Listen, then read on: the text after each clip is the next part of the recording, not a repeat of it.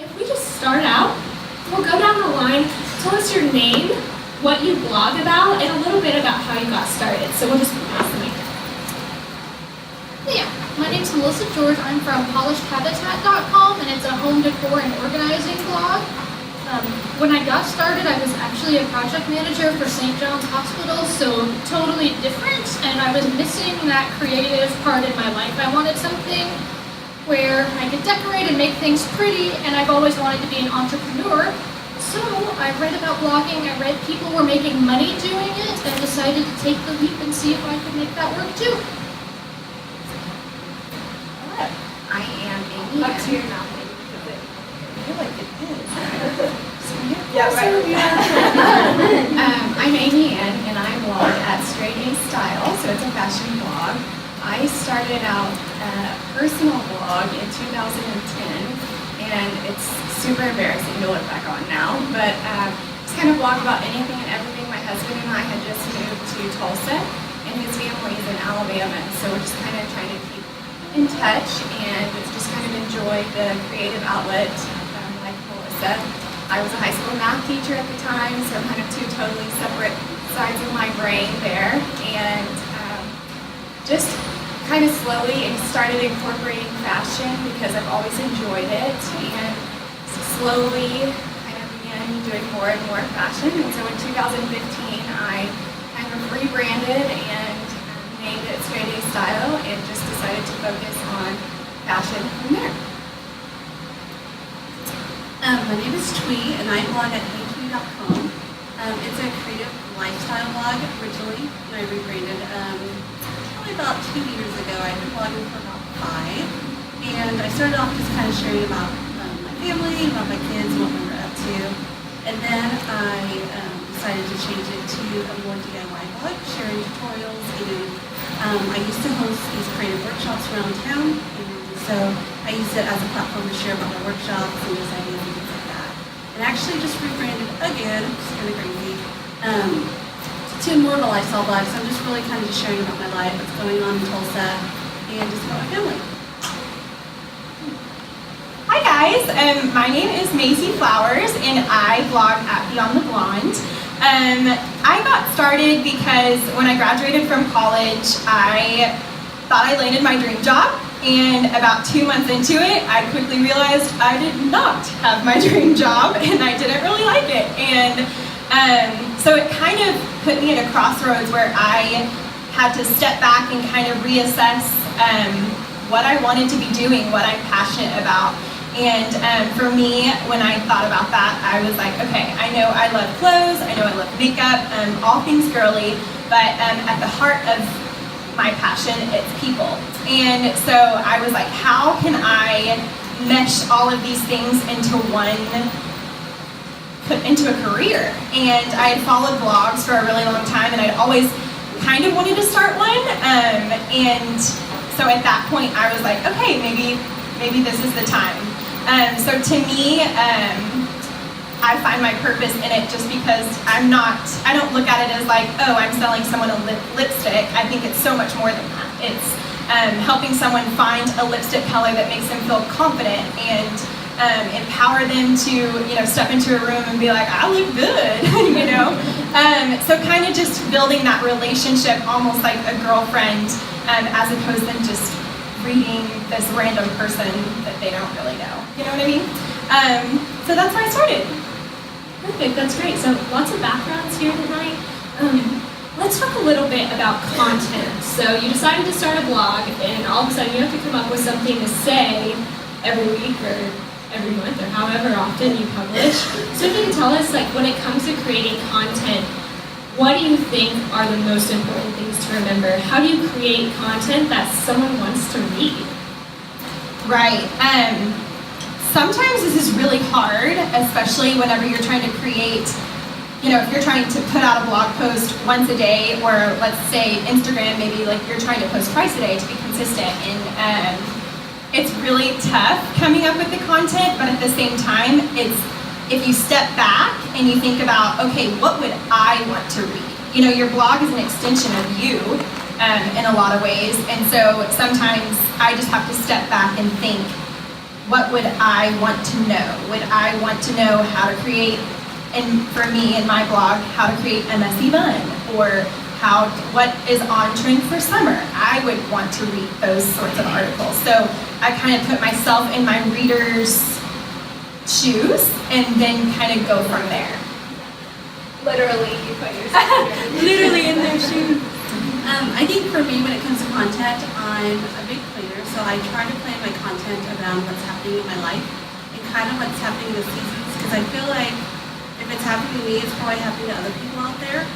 So depending if it's during the school year and how moms are stressed out about everything, I kind of just base my content about kind of what's going on in my life and kind of that time of the year. And it seems to be very fitting at the time. That's kind of helped me build my content and what I'm going to post. I would say one of my favorite things about blogs is that okay. One of my favorite things about blogs is that there's really a blog topic and audience for everyone. So what I love about looking out at all of you is that I assume you have interest in blogs for a variety of reasons. It looks like you might have totally different interests, and you can see that we have 4 panelists and 3 different topics that we write about. And so the best part about it is you're writing about something that totally interests you and that you feel passionate about it, and that's the best way to stay motivated. Blogging is a lot of work, and so the only way that I can put content out regularly is because I'm writing about something I really enjoy. And so I had to find a schedule that worked for me. So for me, I post 3 days a week.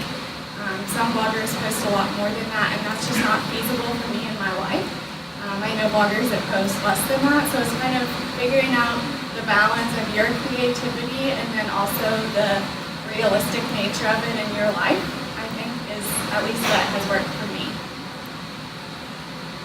So everybody covered a lot of what I would say, but I would also include that you want to think, if you're looking for traffic, what problems do people have in the areas? So for me, it's like, what do people struggle with decorating their house? Is it how to match patterns? Is it that their closet's messy and they need to organize their shoes?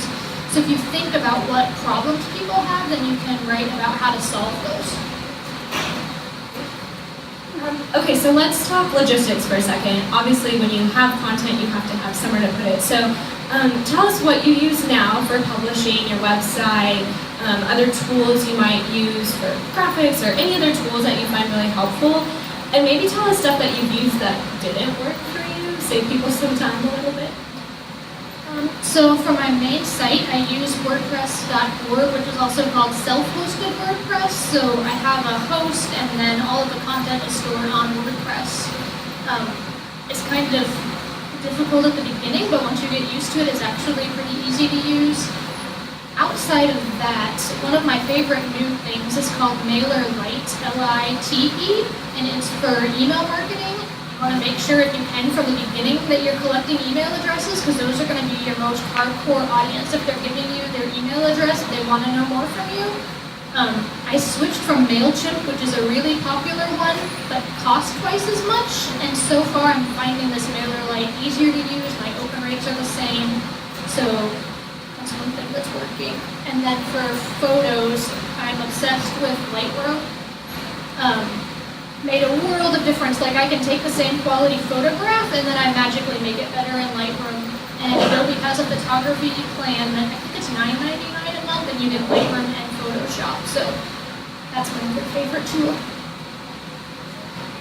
I started on Blogger and kind of told you my blogging story, but when I switched to really a full fashion blog and wanting it to kind of grow and be more than I had originally anticipated, I switched to WordPress.org as well, and it's self-hosted. So I would say if you're wanting your blog to be kind of a business and plan for growth, I would start from the beginning with what you want your blog to be and anticipate the growth that you're hoping for. So in general, I would kind of say self-hosting on WordPress.org is the way to go for that. You just have a lot more customization options and things like that. And it's just easier to start from the place you want to be instead of have to transfer. We kind of all have stories of moving things over, and that's just not very easy. But for me, The two services that I pay for are Planily, and that's an Instagram scheduling service. It's an app, so I can plan my Instagram feed out and move pictures around before I publish them, so I can see what they're going to look like next to each other, and kind of see what the colors will look like, and do I want these two backgrounds next to each other? What about these two outfits? That type of thing. Instagram's a pretty big marketing tool for me. And then I also use Tailwind, and it's a Pinterest scheduling service. So I can sit down a couple times a week and schedule a bunch of pins at once and not have to pin a bunch of things, throughout the week. So again, I don't know how much you're going to be using that, but Pinterest and Instagram are big marketing, traffic driving services. So that's a way that I kind of cut down on time for things. I used to use WordPress, and I liked it a lot, but the way I was growing my blog, I decided to change platforms, and I actually use Squarespace. I really like that service. I feel like if maybe your blog can turn into maybe a business, or you might have a shop attached to your blog eventually, if you want to blog about your painting and you sell prints, then Squarespace might be a great option because you can add the shop option into there. It'll be included in one platform. And it is self-hosted. I do pay a monthly fee for that, and I feel like it's very inexpensive for the options that are given with that platform. Another tool I use, because I like to organize my content and plan ahead, I do work full-time, so this blog for me is just kind of a part-time thing, side item. So I use a program called Trello. It's a free platform. I love it. It's kind of like a project management system. And what I do when I go in there, like so if you're going to start a blog, then I easily create little folders or little cards in there, and I go monthly, and then as I'm thinking of ideas or seasons, I throw out blog content ideas into Trello for the whole year. And then so I can plan on when I need to photograph that blog post or research or whatnot. One other thing I do want to include, if you're not photograph savvy and you take a lot of your photos via your iPhone or your smartphone, then PicTapGo is a great app to help lighten your photos and be more appealing, that you can actually use in your blog posts or just on social media. Sorry, will you spell that, Trello? Trello. It's Trello. Okay. And it's a free service. It's Okay, really great. thank you. And we'll have time for questions at the end, so don't Okay, stress, just sorry. write this down. No, you're totally fine. I just saw other hands. I am self-hosted on WordPress.org as well. I really love it, but I would highly encourage everyone, if you have not started yet, really research all of the different platforms and then go from there as to which one is best for you. I'm very happy I went with the one that I did go with, but I think that everyone who is on WordPress.org can attest that if you don't have, web design or coding experience, is a little more difficult to navigate than others, unless you buy like a template online, which that's an option too. But anyways, I do love mine a lot. As far as different things that I use, I as well bought the Adobe Creative Cloud package, so I use Lightroom the most. I'm in the process of trying to figure out Photoshop. So I hope to at some point, know a lot more about Photoshop, but Lightroom is super, I think, a lot more user-friendly, and it's easy to use, and it does transform your photos too. And it's really cool because you can put presets in there like copy and paste, and it'll do all your pictures at once, which is really, and then you can adjust accordingly. I like that feature. And Photoshop might have that, I just can't figure it out yet, so bear with me. So those two things I use, and then I also use for blog graphics a website called Canva, also super user-friendly. Love that thing a lot. Before I found Canva, I was using PowerPoint, and then screenshotting is so awful. Never mind, I'm done, never mind. I'm going to share that with you.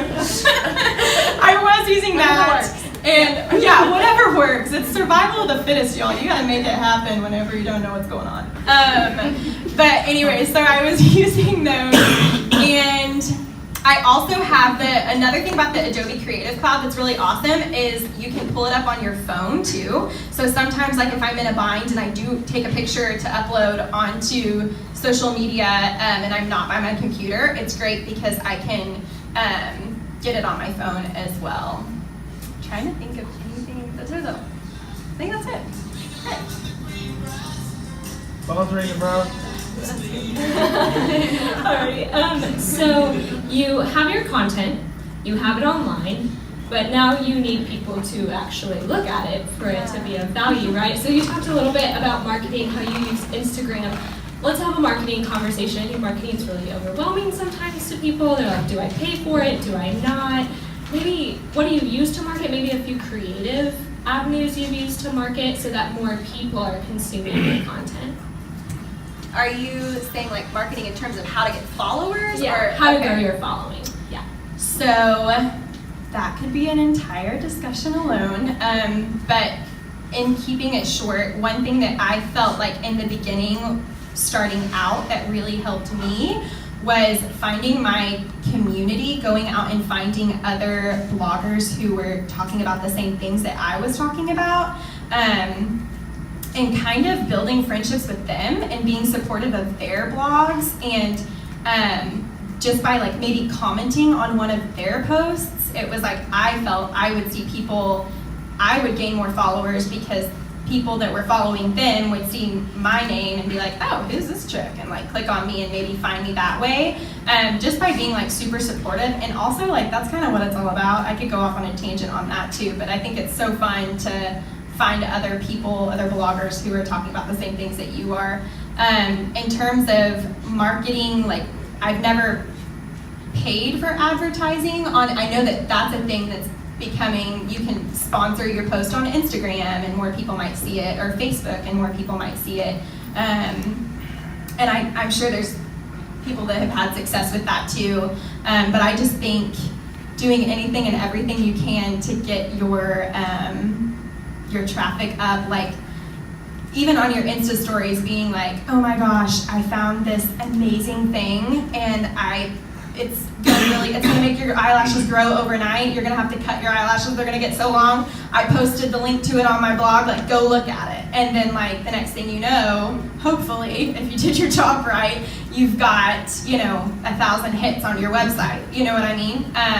So just doing little things like that to drive traffic, using whatever medium you're advertising on to drive traffic to a different medium, if that makes sense. So like on Instagram stories, I try to drive everyone to my blog, or if on my Instagram post, I'll be like, go check out my Snapchat, I talked about this. So like just constantly cross-referencing your different channels so that you are gaining traction and building up all of those at the same time, if that makes sense.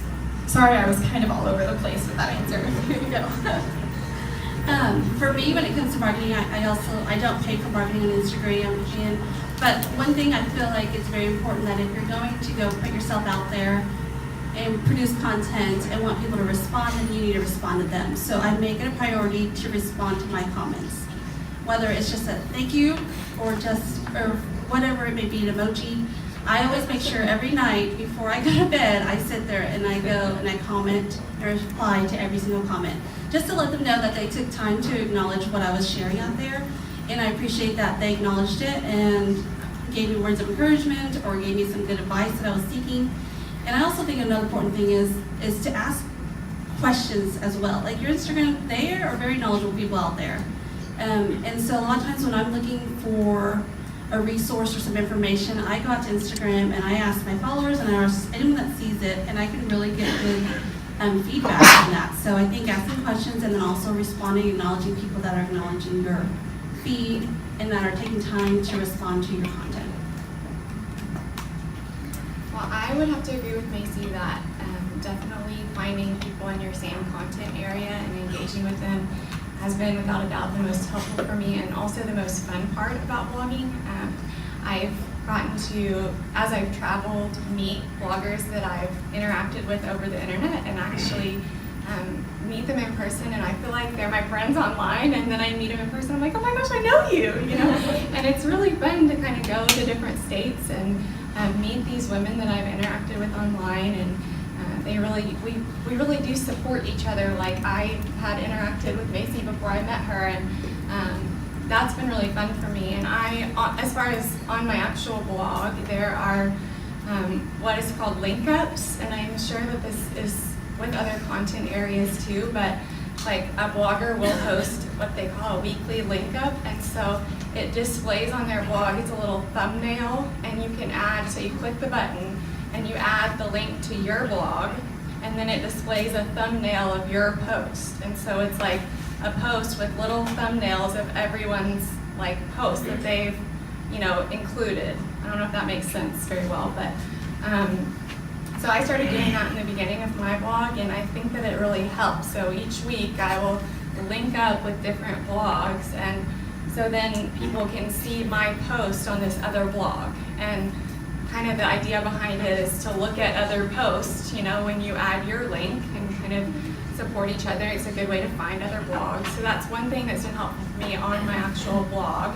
And then on Instagram, there are like comment pods that you can join. So you might find a comment pod of other bloggers that, you know, you kind of like and comment on each other's to kind of support each other.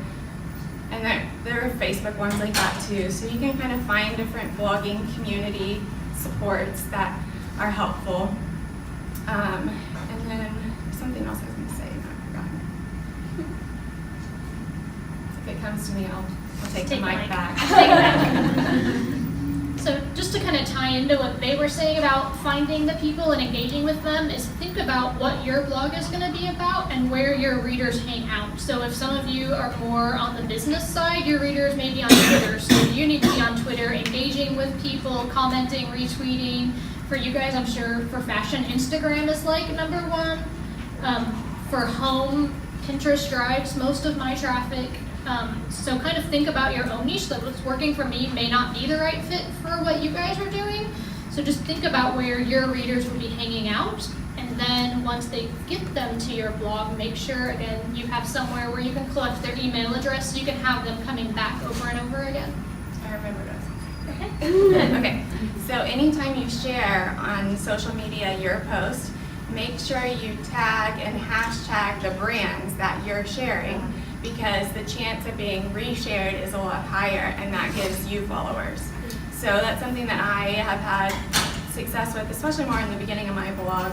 But if you're wearing, for me, an outfit of a brand, I always make sure I tag that brand and look for any hashtags that they use in hopes that they might find my post and reshare it, because then you're getting exposure on their social media too, driving people to your blog. And that goes for, you know, any content area, not just fashion.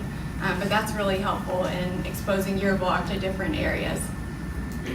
Oh, that's really great wisdom. Thank you, ladies.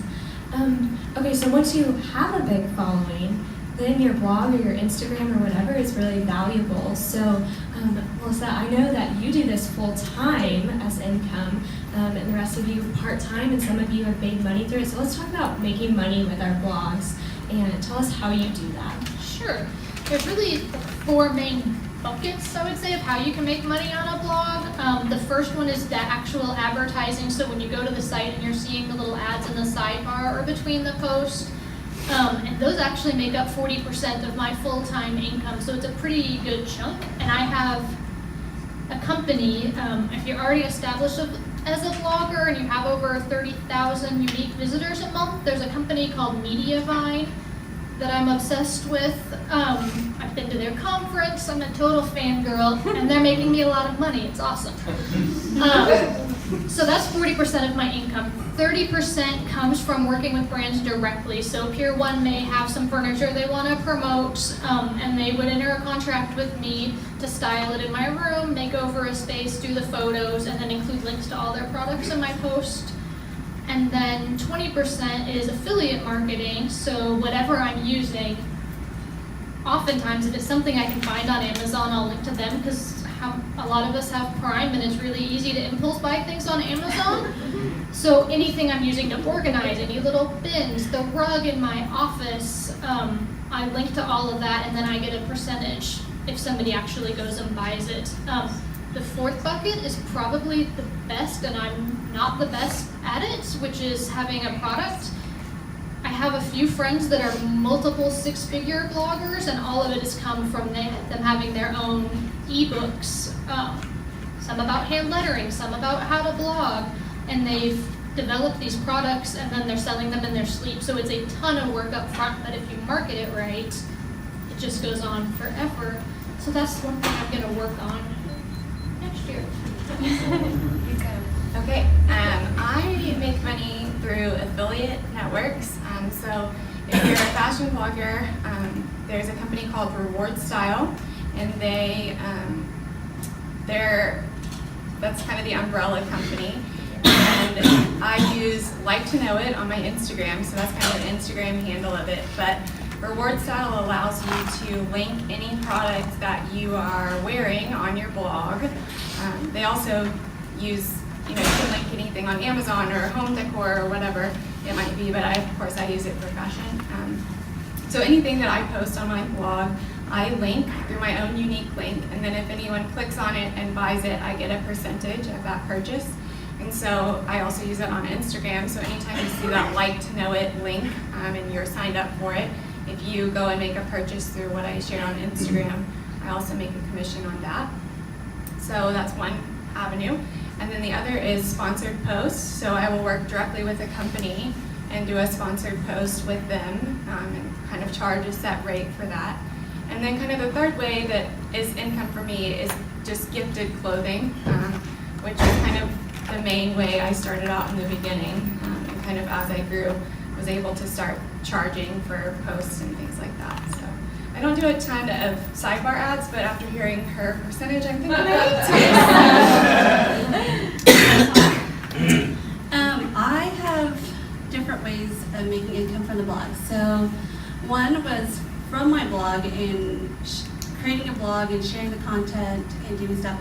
I was able to start hosting workshops locally in town where people could come and register and create creative projects. So that is actually a big chunk of income because it's all at once. I also do blog sidebars. I have it advertised. If you're wanting to look for advertisement, I would suggest if you're creating a blog to create a tab on your blog that tells you how you plan to advertise. So I have a tab on my blog that says advertise, and it tells them a flat rate if they want a sidebar on my blog. It's a flat rate. It stays up on my blog in the sidebar for 30 days. So that means as I'm creating content, as people are seeing my blog, they will probably see that brand and most likely click on it, and I click to their website. I also use affiliate links in my post. And all this is just extra income. I don't do blogging full time, and I'm not super consistent. So, and then the other thing is sponsored content. There's lots of PR companies out there that are looking at your feed and they're looking at your blog, but they may not be saying anything. And they're just seeing kind of what content you're producing. So a lot of times as you get to blogging and you're sharing more and you're tagging things, you'll see that PR companies will start emailing you and asking you to work with different brands. They're kind of like the middleman for most brands. A lot of times, like if you want to work with a brand, there's normally a PR company in the middle that will reach out to you, kind of telling you what that brand wants and what this is kind of their budget. And then from there, you can decide if it's something that you believe in, that you would want to share to your followers, and you can kind of work that way. And that's a pretty big chunk of my income is sponsored posts, because sponsored posts can go from anywhere from $100 to $900, just depending on what they want at that time. So mine is very similar to Amy's, and I also am under the Reward Style umbrella, or as the consumer knows it, Like to Know It. And that's a great tool for us to use in affiliate marketing. Also, they kind of work with brands and sponsored posts on the back end of it as well to do sponsored content too. So you might work with Reward Style through Reward Style with Nordstrom or with a site like that, or through a PR firm, kind of what Thuy was saying.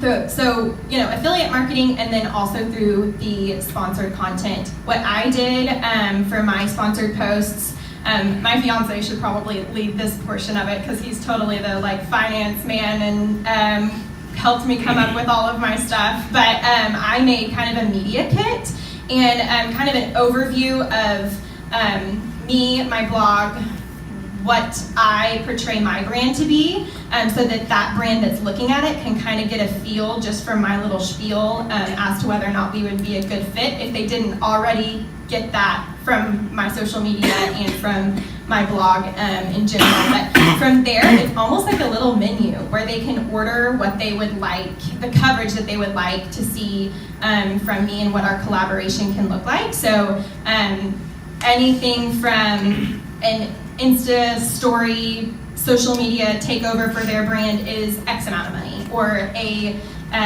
dedicated blog post with 8 pictures with their product in it, talking about their product is this much, or a mention in a blog post is this much, or just kind of listing out what all you are willing to offer, and that is probably where I get the bulk majority at this time of my revenue from. And just so y'all know, in the future, we're going to host workshops on these different topics, so we'll post more about that online.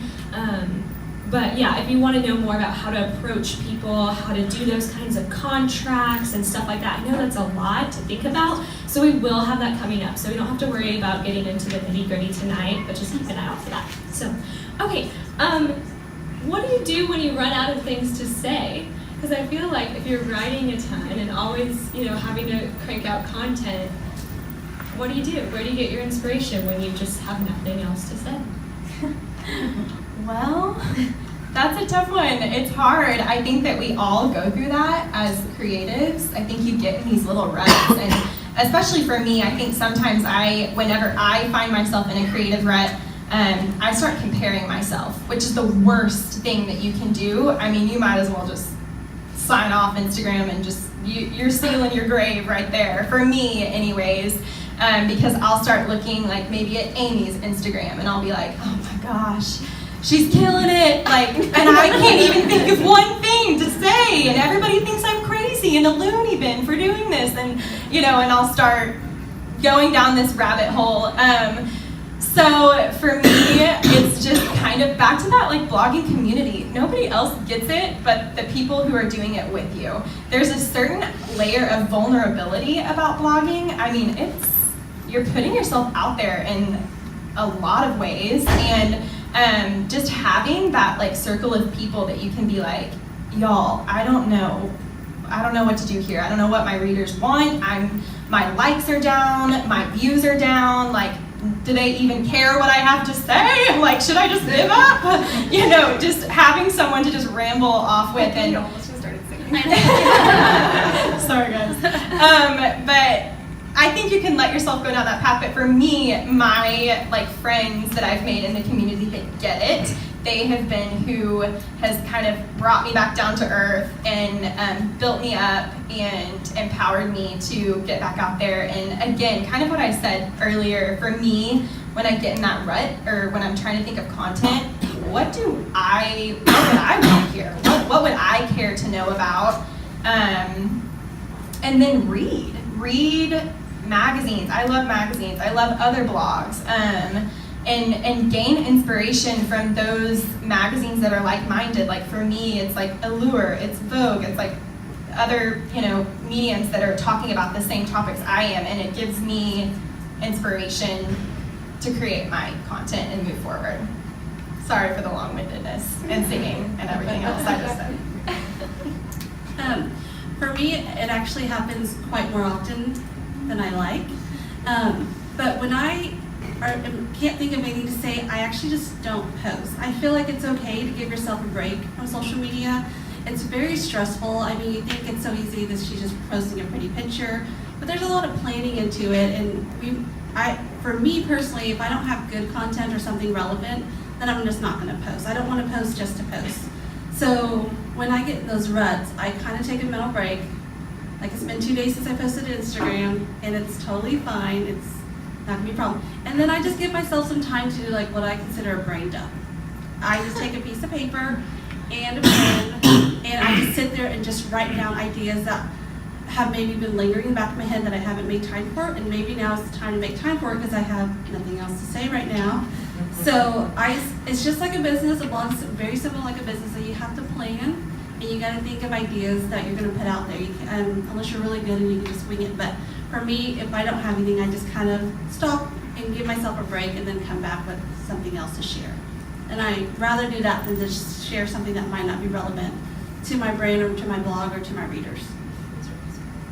What do I do when I don't have anything to post? I write a really short post. Share about it. Yeah. No, but in all honesty, I'm an introvert, so what am I doing up here? I don't know. Why do I have a blog? I don't know. But math nerd, but no, I think usually I just try to go back to what I got into it in the first place, why I like clothes, why I like connecting with women, why I enjoy it. Usually I browse Pinterest for a while, or rant at my poor husband who just walked into the back with my baby. Oh, they're really cute. If she starts screaming in a minute, just ignore her. No, but I wouldn't be able to do it without him, so he gets all my rants usually about why I'm doing this and why my likes are down and why I'm comparing myself to others, because we all do it. But yeah, I think I just try to remember why I enjoy it, and if, like Thuy said, if I don't post anything or if it's short, it's okay. We all go through those cycles. I think that's just part of being a creative, and you'll get back in the creative swing of it eventually. It's just sort of kind of a process. Yeah, I totally agree. Like the first year, it completely freaked me out. Anytime I got stumped like that, I was like, I'm never gonna have anything to say again. So now, like halfway through, between year 3 and 4, I've realized that when that happens, it's fine. I can get out of the house and go do something. I can work on the big list of behind-the-scenes stuff that I don't want to do when I'm painting rooms. Like tweak the website, learn, take courses, like anything else to inspire you. But a lot of people preach like consistency. I've not fully embraced that, and I think it's totally fine to give yourself a break and skip days if you need to. One more thing that I just remembered. I also have found it really beneficial. Ask your readers what they want to hear. Ask your readers what they like hearing from you. Sometimes you can gauge that just in terms of engagement. Like whenever a post did really, really well and it was about, I don't know, like a hair post or something. For you guys it might be different, but I can know, okay, so they really liked hearing about hair today. So what other post could I write that's kind of centered around that? And then maybe if you on Snapchat or Insta Stories or Twitter, whatever your social media platform is that you're using at that moment, just ask them what question they might want to read about or what topic they might want to hear from you, because I mean they're the ones that we're doing this for anyways, and so who better to gain content inspiration from than them, and hopefully they respond. That's great. All right, last question before we get to the Q&A part. I'm sure y'all have lots of questions out there. Just real quick, rapid fire. I'd love to hear your favorite post you've ever done. I know, it's kind of putting you on the spot, but... So, interesting. I'm gonna say the first actual like small little room I did was our walk-in pantry in our house. I had done little kind of decorating things, and I heard about this thing called the One Room Challenge where you can make over a room. It's 5 weeks, you post weekly updates, and a lot of them were interior designers. I'm like, what am I doing? Like, I can't do this. But it was such a small space that I gave myself permission to just do whatever I wanted. So make bolder choices that I normally would have done. And through doing that, I really found my style and have been able to keep evolving it into bigger rooms. So even though it's probably not my favorite design firm anymore, it was definitely this huge place where I got over a lot of fear and realized you just need to try things and throw them out there and see what happens. I don't know that I have a good answer for this. I feel like stumped. Yeah, you didn't talk long enough, sorry. I recently, actually kind of to what Macey just said, did a reader survey and did a couple follow-up posts from that were in response to some of the questions I got. I got some questions about blogging and about my budget and just kind of some personal questions. And I don't, because my blog's fashion, I usually just talk about my clothes. Super personal, right?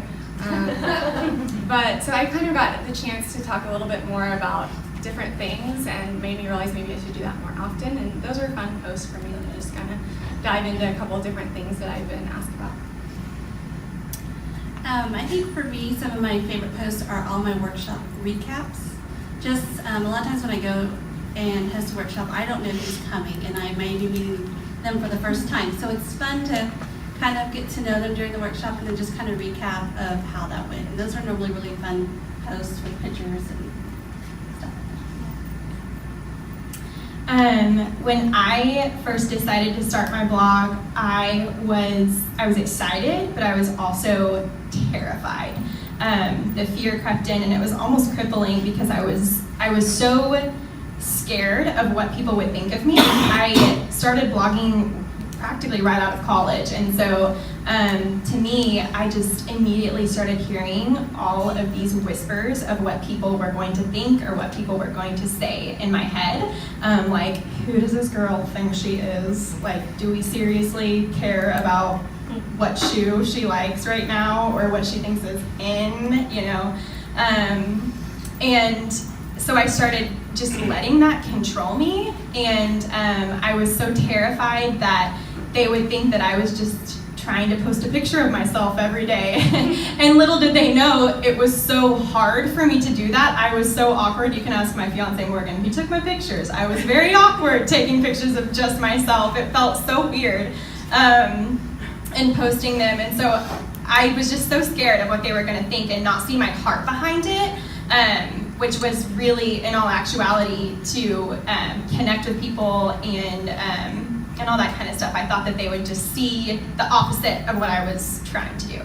And after I got over the hump of that and just decided, you know what, I'm gonna do this. I wrote my first post, and I wanted it to just stare down my fear. I wanted to face it head on, and I wanted to call it out into attention. And so my first blog post was I titled it Fear Not, and I just wrote all about why I wanted to do it, my heart behind it, and then let people think what they want after that. I mean, as long as I knew that this was the direction I wanted to go, and I knew I was following my dreams, and people could think I was crazy, and that's fine. They didn't have to understand it at that moment. But I had a little come to Jesus meeting with myself, and I knew that I was doing what I was supposed to be doing, and at the end of the day, I can't talk to every single person who's following me on social media and say, no, I'm not posting this because I think I'm pretty. I'm posting this because I want you to be able to see yourself maybe wearing this, and maybe if you like it, you'll buy it too, or, you know. So that was my favorite post, and I will never forget the moment I hit publish and was like, oh my gosh, like, I did it. I got it off my chest. So yeah, that's my fave. That's great. Thanks, ladies. Okay, so we'll open up the floor now. We want to be respectful of everyone's time, so we'll probably do Q&A for about 15 minutes. If we don't get around to your question, I know these ladies are going to hang out a little bit after, so feel free to approach them and ask them any questions you might have. Again, also, we're doing workshops later, so if it's real logistical questions, we can definitely cover that later too. So now I'll open the floor. Feel free to raise your hand and then just stand and ask your question. So Andrew, go ahead. Hi, I'm Andrew. I have a question about reaching out to sponsors, because I know that, not all sponsors are going to know about who you are. So how do you approach reaching out to a sponsor for a sponsored post or for an advertised or sponsored post, that kind of thing, for either product or whatever? Anyone can answer, and not everyone has to say something. So I've reached out to brands often. Through my workshops, we always have swag bags, and through the swag bags are brands that have sent product for those people. And so for me, my first tip when you're reaching out to your brand is to understand the brand. Just because you like them and you've never been to their website, you probably should email and say, hey, I love you, can you send me some products. I would take the time to get to know the brand, kind of a little bit about their background, and then when I approach brands about collaborations or things like that, I let them know what I can offer them. I give them a little feedback about myself and how I plan to represent their product or their service or whatever it is. And then I just kind of leave it at that. And I do want to say that if a lot of times when you're first reaching out, you may get a lot of no's or you may get a lot of no responses.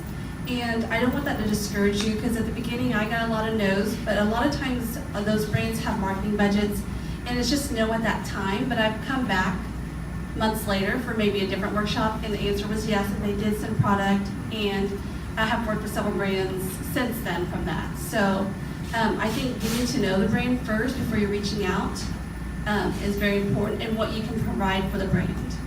Another tip when you're working out for brands is a lot of brands on their websites have links at the very, very bottom in small print that are their PR company. So for them, normally they're going to direct you to their PR company for any collaborations or sponsorships. So you might want to go in there and kind of investigate who they use. And also, I also want to give another tip is that in the world of, or this is how I feel, tell me if I'm wrong, but in the world of blogging, the PR company is a very small world. So you'll get pitched a lot once you start blogging to do stuff for free. And I think it's very important that regardless if you're interested or not, that you're kind in responding, because a lot of times I've found that those PR companies kind of switch different brands, and you don't want to burn bridges with the brand that you might want to end up working with, and now that person represents them through their PR company. So that's also a very important thing is if they say no, it's totally fine, but if they do reach out to you, that it's good to always respond, even if you're not interested, and just let them know, because it is a very small world when it comes to PR. And that's how I find that I talk to several people and they work for one brand and the next thing they're for another brand. The only thing that I would add is if you have any personal reason that they would be a good fit for you, you might add that. Usually if I'm emailing a brand, I might say, I have your shoes or your bags in my personal collection, and here's a post that I've showed them, and that's why I think I might be a good fit to work with you, so that they, can see why you might be a good fit for their brand. Yes, and I think tagging them in advance too, so if you have something of theirs already, post it on Instagram or And then show them Twitter or Facebook and tag them in it and just say, hey, I'm loving this Delta faucet. Right.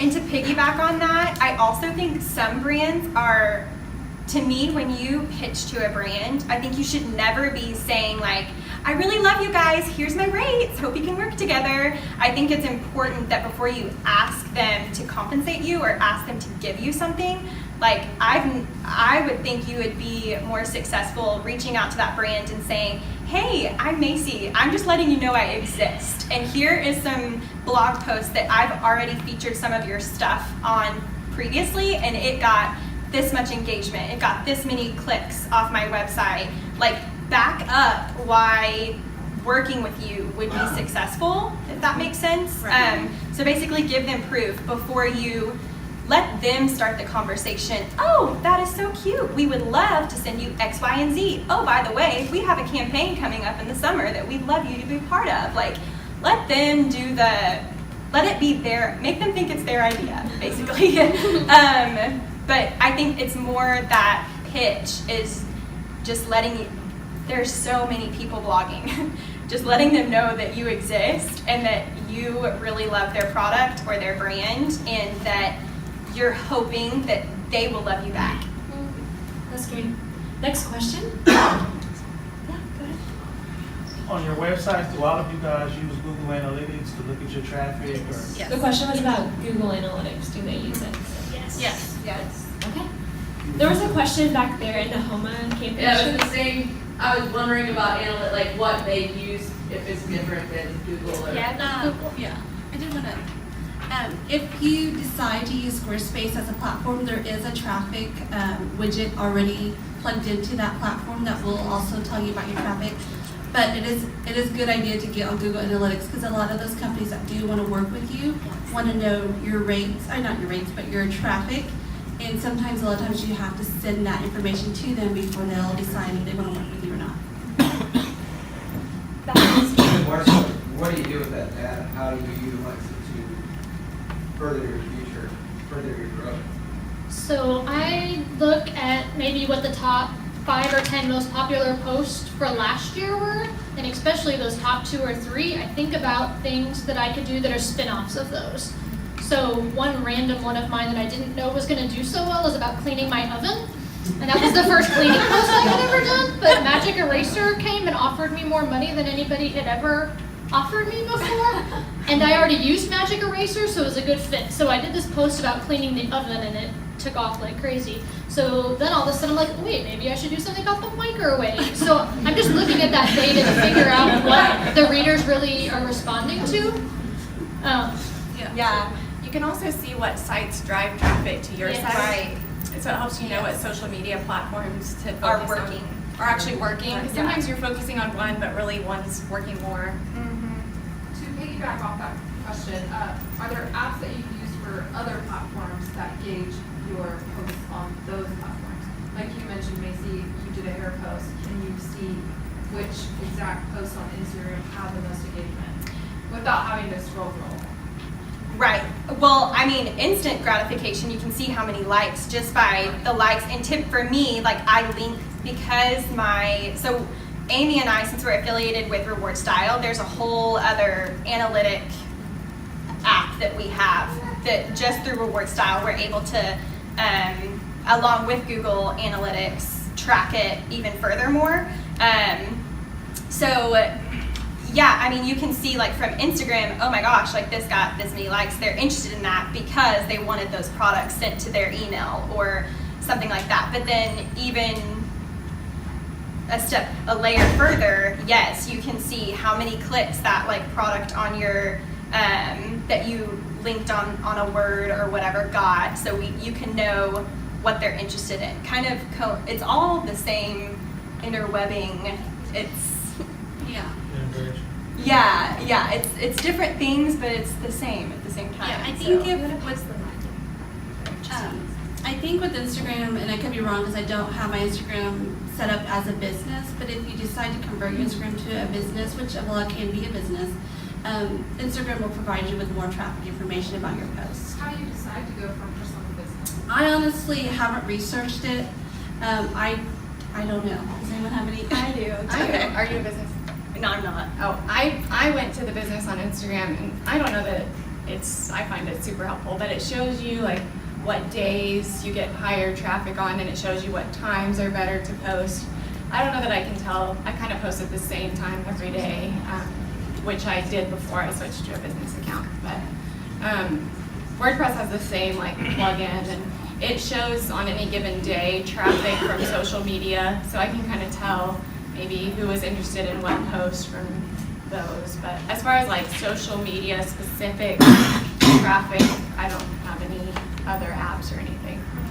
Go ahead. I'm reading more about the professional, the Pinterest. Is that something that anybody's using, and what kind of difference do you see? So the question was Pinterest, using Pinterest to build your brand. I see a lot of traffic. Yeah. Yes. Probably 60 to 70% of my traffic comes from Pinterest, and they're just now getting over like the past 6 months where they keep kind of tweaking their algorithm, which is the bad thing about the social media platforms is they kind of control how much traffic they're going to send you. They just stop showing your post. So it's kind of scary because now you can pay to promote pins. What I've seen, if you're selling something, it could pay off really well. But if it's just to get traffic to your blog, like what you're paying for one click to your blog is like such a tiny fraction. Or what you would get in ad revenue is such a tiny fraction. So if it's something you're selling, it may be worth it, but just for blog traffic, I wouldn't pay. Yeah, and that's kind of where I was that's why I originally switched. I was on the business account for Instagram, and then I started researching it and all of the changes that Instagram was making, and we all know that Facebook bought Instagram, and I read this article that was doing a little like forecast into what's in the future for Instagram, and obviously the algorithms changed and making it super hard for anyone in this industry alone, but then, they had sold this business page like it was going to help us, and this article was talking about how it is going to slowly move towards Facebook, where for your posts to be seen, you will pay for them. And so I was like, oh my gosh, I gotta get it off immediately because I don't wanna have to start, what if it switches before I, can switch mine back over to my personal or whatever. But it did, when I was over there, I did love seeing what times all of my readers were online and or on Instagram or kind of those analytics are really different from what Google or what any of the other analytic-y type, data thing would tell me. So I thought that was really interesting. But to me, after reading that article, I was like, I gotta get out of here. But who knows? I think that's way far away. You got scared. Yeah, I got scared. I know there was a question in the back in a black shirt I wanted to get to. She just answered it. Okay, perfect. Pink shirt? Yes. I have a question. Do you guys have any advice from going from non-sponsored posts to sponsored posts? Kind of bridging that gap? Does that make sense? Yeah.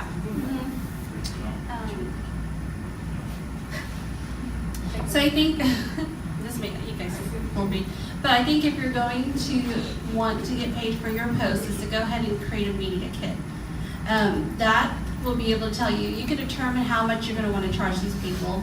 And it's a very good tool to send to PR companies because a lot of times they'll be like, okay, send me your media kit and I'll see if it's within our budget.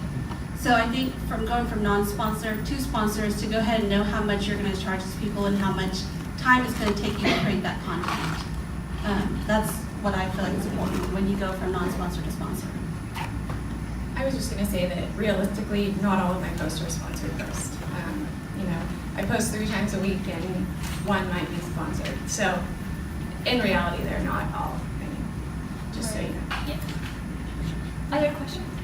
Just to follow up real quick, there's also a lot of intermediary companies, like media companies. One's called IZEA, I-Z-E-A. One's called Tap Influence. Those two pay pretty decently for me. There's a lot of other ones that when you're just getting started out, pay smaller, but they're also good to get experience and then have examples to show brands. Yes. Like Pollinate is one. Collective Bias. Thank you. There's a lot of them out there. And to piggyback that, when you apply for those, so how that works is, I don't think we talked about how you get part of the PR company. So there's tons of PR companies like she mentioned, and it's an application process. So before you can apply, you need to go ahead and start that foundation. You want to go ahead and start your blog, figure out what you're going to be blogging about, and start gaining that traffic. It is kind of very frustrating at the very beginning because when you apply for those PR companies, you have to kind of have traffic already on your blog before they'll even consider you. And once you do get in, from my experience, once you are part of this company, you'll get email notifications about different campaigns that are available through brands and how much they're willing to pay. And then from that point, you can decide if that's something that is something that you want to apply for, something that is relevant to you, and then it's another application process. So you apply against other bloggers, and then you pitch, basically you do a mini pitch of what you can provide for this brand. So if they're saying that they want to promote a cleaning product, and they're going to ask you, how are you going to pitch this product? So you're going to want to think about that too. And then from there, they'll let you know if you get accepted, what the rules are, and what the pay rate is. So it's kind of hard to get those sponsor posts at the very beginning because traffic is a big part of it. And if you don't have a lot of traffic, they're probably not going to pick you for it because they're going to have to produce traffic for that brand that they're working with. And you want to work with bloggers that have some traffic so people will see the content. But I think the first thing to do is just to start, get your platform, get your blog up, start directing traffic there, and then those PR companies will come eventually. Are you saying how do you make this switch though from not sponsored content to asking for, that's what you're, okay. So my following is small, like Yeah. real small. And so I, of course, just get a ton of do this for free, do this for Right. free, you know. Yeah, joke and when things. you're first starting out, I mean, I think for those things, if any of those people that are sending you emails like do this for free, if there's any of those that you genuinely like, and you, since you're just starting out, it's creating content for you. Now, only do it if you like it and you would actually want to tell your readers to go buy that. But I think that in the beginning, you've got to take some work without compensation. It's kind of just building your portfolio, building, you know what I mean? Now, in terms of making that switch, I think you need to think critically about yourself too. Like, okay, when I had 5,000 or 8,000 followers, I was like, man, this is a lot of work. I should be paid for what you're about to send me for free. But at the same time, I knew how much time I was going to be spending on it. But think about what's their return on that.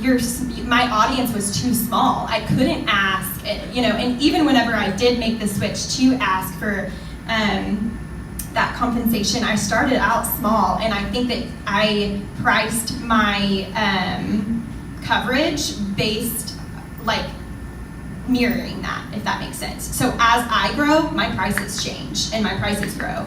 But whenever you are just, baby step making that change, I think you'll see a lot more, whether it's $100 for your first sponsor post or $50. I mean, whatever it might be for them, that brand might be like, oh, it's only $50, we'll do it. You know what I mean? But it's a baby step. And I think just being confident and saying, hey, this is how much, if you want the X, Y, and Z, and that's where coming across as professional, like, I remember the first time I sent my media kit, I was like, oh my gosh, I can't believe I'm about to ask them for money. Like, I was so scared, and I was like, they're gonna know I've never done a sponsored post before. I don't know how, but they're gonna know.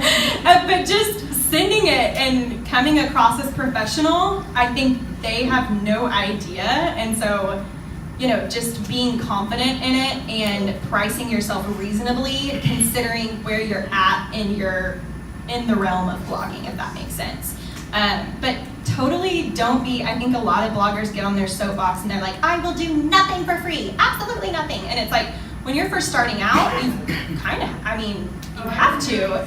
Yeah. So, like, yes. Yeah, and sometimes if you love the product, there's times even today that I'll be like, okay, I know that this brand isn't going to pay me at this point, but I stinking love that bag and I want it. And I know that my readers will too. And if I'm not going to make money through them sponsoring it on my thing, I'm going to show them why next time when they do have the money to put me in their campaign, I'll have the analytics to prove how many of that bag that I sold when it wasn't sponsored, and how much traffic I drew to their sales because I did that. Does that make sense? So in the long run, I think you can look at it as like nobody's paying me, but like everything is a big circle that feeds into this process.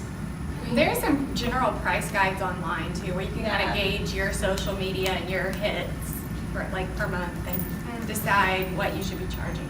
Yeah. Okay, unfortunately, I know I see more questions. We are over time, so I think I'm gonna let y'all go. They are gonna hang out. Please come talk to them, ask them whatever questions you have. I know y'all probably have contact information on your website too, right? And you said you were just talking about how it's important to you to respond to people, so you can get your questions answered. We don't want to leave you high and dry. And then lastly, again, keep an eye out for the workshops coming up. I think we're going to aim to do about 4 of them, just covering different topics. So I know that people, if you haven't already, fill out that little form that says more of what you're interested in. If you want to fill it out again because you thought of something else you want to learn more about, feel free to do that. And we'll make sure to meet those needs for you guys. Have a great night. Thanks for coming.